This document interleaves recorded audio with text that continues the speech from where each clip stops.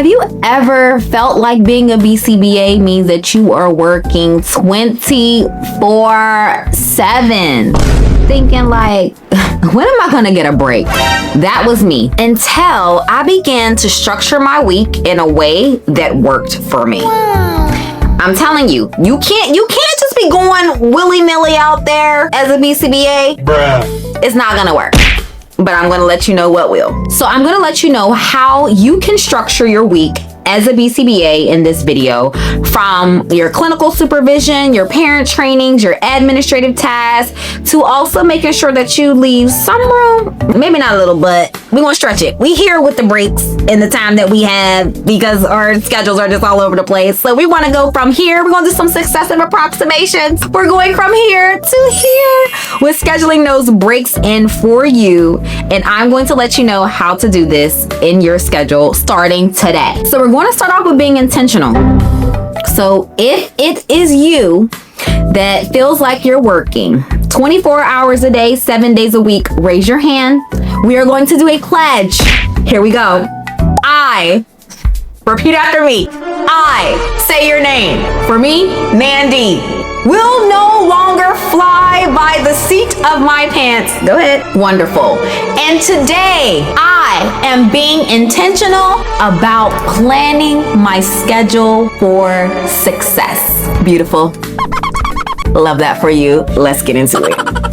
So the first point is time blocking your schedule. And right now I am not operating as a BCBA. So these are things that have also helped me when I was practicing directly and also helps me as a CEO and business owner. So with time blocking your schedule, instead of you making a very long to-do list that is never ending, again, we've all been there too. Raise your hand if that's you, because it definitely is me. I create themes for the days in my weeks. And this helps me not to be pinging and poinging like a freaking ball all over the place. And it allows me to know, okay, on this day, these are the things that I am going to do. And it also helps me to not feel mentally scatterbrained and all over the place, because it's very easy, even as a BCBA, to think you're going to do one thing and then something happens and you're totally pivoting, and like my mind is on authorization, and then wait, no, my mind is on my client's treatment plan. Oh wait, no, my mind is on the client that just had a crisis. Oh no, wait,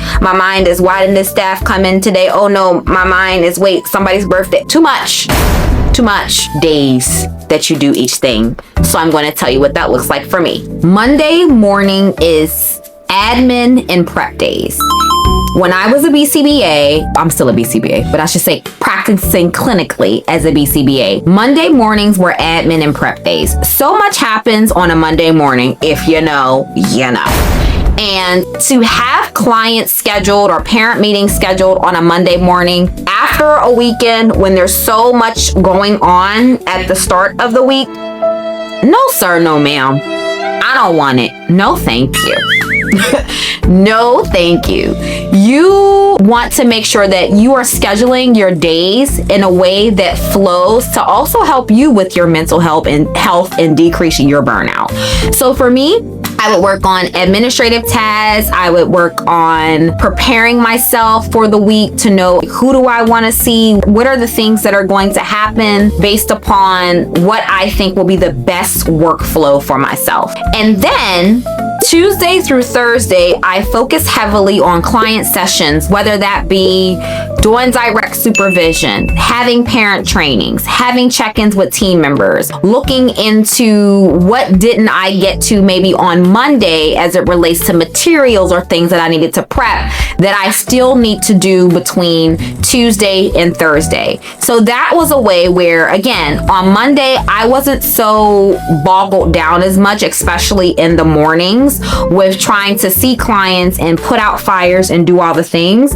If I had time during the remainder of my day on Monday morning, maybe in the afternoon or in the evening for that matter, when I was also doing home services, I would see some clients or have some parent meetings in. Also, side quest.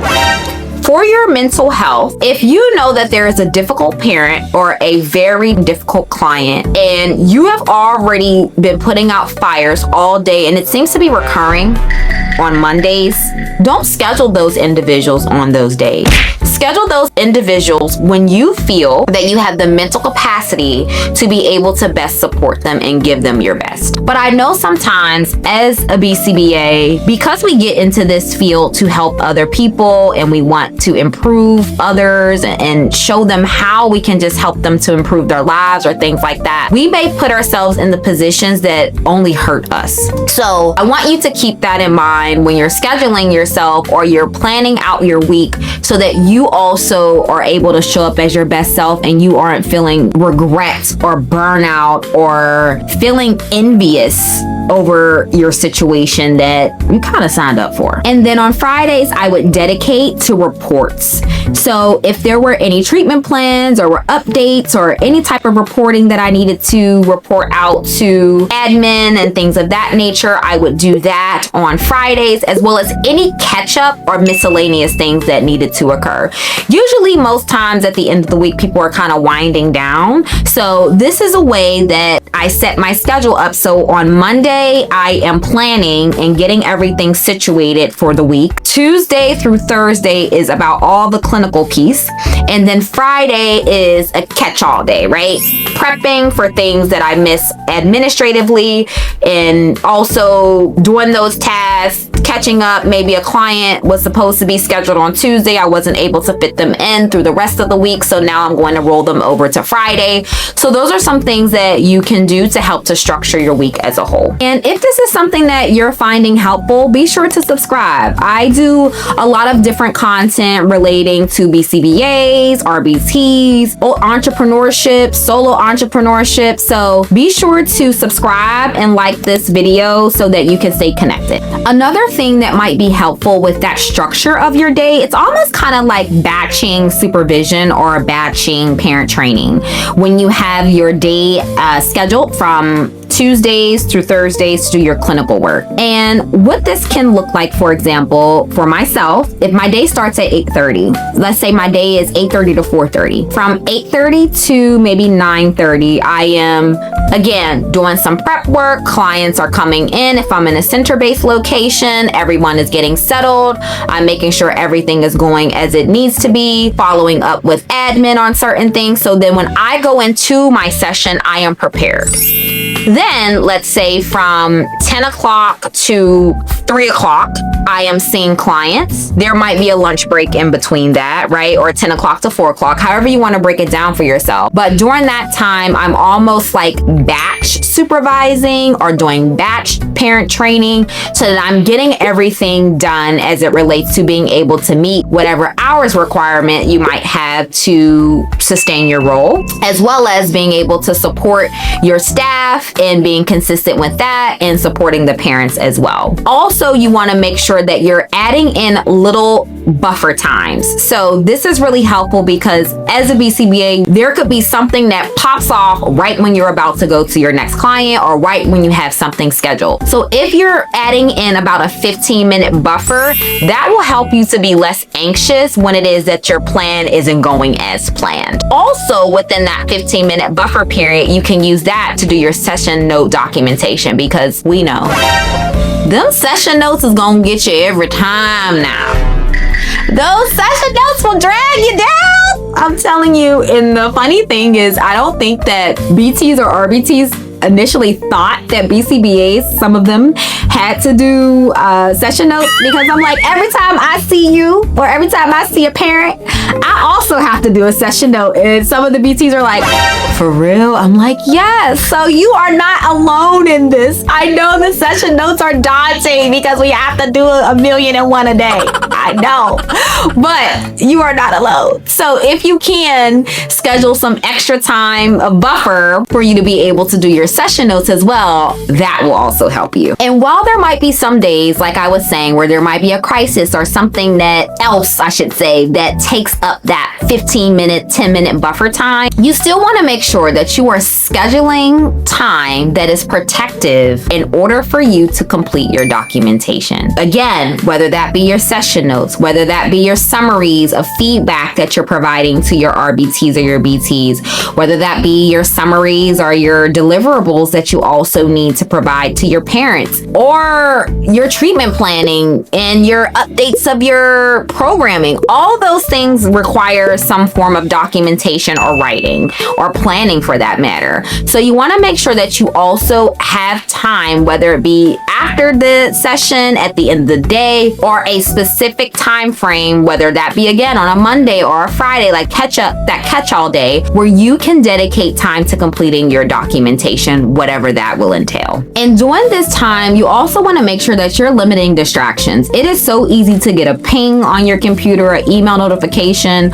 or a notification on your phone or your Apple Watch, and your attention is diverted. And if you're anything like me, when you're in the midst of your writing and you're in your flow and then you get pinged by something, it totally distracts you, and then it takes a lot of effort for you to get back on track. So I would also suggest, when you are using that time that you're protecting for your documentation, that you are minimizing distractors or turning off those notifications so that you can purely focus on completing your documents. And I would say personally, this has honestly helped a lot, because I used to do my session notes after work, at dinner, or at the end of the day as I'm laying in the bed, and I hated it. And I was doing that because I wasn't prepared. I did not have time carved out to complete my documentation. So here I am with 10, 15, 20 session notes to do, and I'm spending after dinner or on the weekend, spending all my time typing out all the session notes and exhausted. And it's like I'm kicking myself in the butt, because this is the doing of myself. I wasn't a good planner of the time that I had. So now this is the consequence for my actions. And I don't want that for you. And some of you might be there. So the purpose of this video as well is to help you to not be there, and to make the changes that you need to feel more successful, feel lighter, feel like you're not working all day long every day. And honestly, in any helping profession, burnout is real. So you want to make sure that you're also intentional about scheduling your downtime. For me, there are certain things, I'm in a different space because obviously I'm a business owner, so it requires a little bit more of me.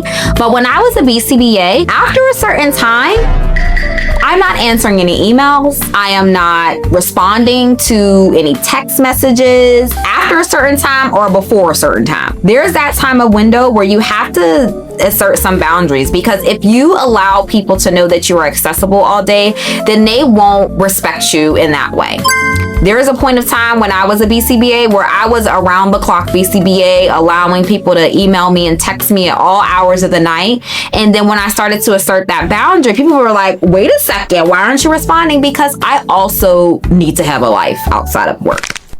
And then once I put my foot down, then people started to respect the boundaries. And you could still email me or text me at whatever time, but they were aware that they would not get a response until business operating hours. So that might be something that you need to do to start to be more intentional. Also trying to determine what are certain days where, if it is allowed in your company and you have some flex time, that maybe you could start later, or maybe you can end earlier, depending upon how the structure is set up. That might be a way that you can be more intentional. I know sometimes people will work longer days, or say, for example, maybe Monday through Thursday, they work really long days, but Friday they may not work, or Friday they may work a half day. So you want to talk with your employer to see what are some ways that you can also be pretty intentional about your schedule so that you aren't burning out. And finally, considering your weekends. I know that within the ABA space, sometimes like weekends just feel like open runway to just be a catch up, but you have to think about, like, what are you needing for yourself? If Monday through Sunday you are consistently working on treatment plans and working on client programs and working on those things, then that is also not allowing you to be able to pour in yourself. Granted, I am a realist. I know that there might be some weekends where, hey, we just got to catch up, or, you know, It's just gotta happen, right? So that you can feel more at ease or feel better going into your next week. But this shouldn't be something that is recurring. And if it is recurring, then I would highly suggest that you speak to your supervisor to see what are some things that you can do to switch up your schedule or adjust your schedule so that this is not something that is continuously happening where you are working on the weekends. Because for me, Saturdays, I don't want to talk to anybody ABA facing. I don't want to talk to any parents. I don't want to talk to any staff. I don't want to talk to colleagues. Nobody. That's my day. That's my day to veg on the couch. That's my day to scroll on social media and do nothing. That's my day to eat good, shower at like 1 p.m., brush my teeth at 1 p.m. I don't want to talk to nobody. But it's important for you to know what it is that you need for yourself. But Sundays, those are my reset days. That is where I am looking at what is ahead of me for the week. And I talk about a Sunday reset and how I do that in my video here. But it is really helpful for me when I am setting the tone for my week. I hate to go into a week frazzled. And as I've mentioned, I'm a business owner, so it looks a little bit different for me. But when I was a BCBA, this was helpful as well for me to know what am I getting myself into. And the Sunday is a little bit of prep work for what I will do on that Monday morning admin / preparation time period that I talked about earlier in the video. So you might want to review generally what's upcoming. What are the treatment plan due dates that are upcoming during that week? What are some parents that I need to make sure I have a touch point with or follow up with? What staff do I want to prioritize that this week? Because again, when we're doing our supervision services, sometimes it can be that we see a certain staff recurring and we haven't gotten a chance to see another staff working with another client, or we keep seeing this one client and haven't necessarily been able to spread ourselves because maybe this other client that we need to see is always absent or something is always happening on the day that we're supposed to see them. So that is a way as well that you can start to adjust your schedule so that you can be most productive at the start of the week. So if you've been feeling scattered and overwhelmed and you're like, these people don't pay me enough to be working 24 hours a day, 7 days a week, I hope that this video did give you some clarity on how you can structure your week as a BCBA without burning out, because if we are burnt out, then we are no good. So if you found this video helpful, please give a thumbs up and subscribe. I would love for you to join the fam and join the community. We are all about helping each other here. So subscribe and thumbs up like I mentioned, and I will catch you in the next video. Bye for now.